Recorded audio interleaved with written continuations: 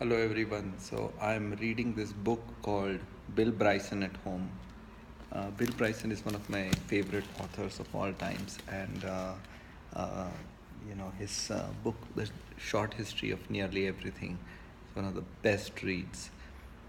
Today we are talking about this book, Bill Bryson at Home, has got a subtitle called A Short History of Private Life. So it talks about something or different things about the the house. Okay, so this I wanted to read this passage. Hmm.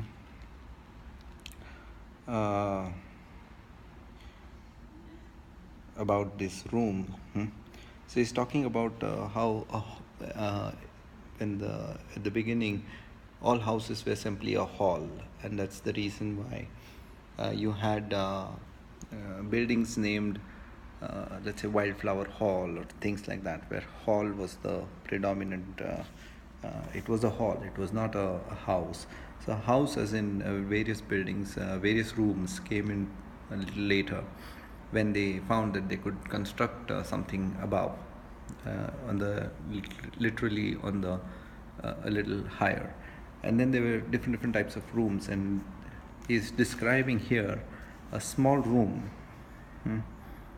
Um,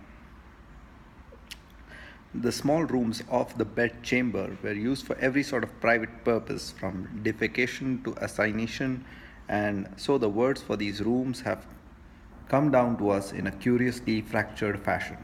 Closet, Mark Giroud tells us, has a long and honorable history before descending into final ignominy as a large cupboard for room or a room for housemaid sinks and mops. Originally, it was more like a study than a storeroom. Cabinet, originally a diminutive form of cabin, by mid 1500s had come to signify a case where valuables were kept. Very soon after that, in only a decade or so, it had come to mean the room itself. The French so often refined the original concept into a variety of room types. So by 18th century, the large French chateau might have many different types of cabinets in addition to plain cabinet. In English, the cabinet became the most exclusive and private of all chambers, the innermost sanctum where the most private meetings could take place. Then it made one of those bizarre leaps that words sometimes make, and came to describe by 1605 not just where the king met with his ministers, but the collective term for the ministers themselves.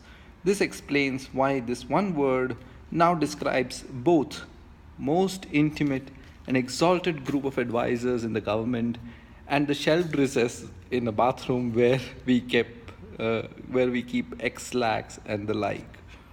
And this is the beauty of reading Bill Bryson, because he comes out with his research comes out with so many interesting ideas and concepts that I never knew cabinet of ministers and cabinet were so related because of the room called cabinet. It's fantastic, and that's why I love this very much, and I'll keep reading from this more often, and let's see. Thank you.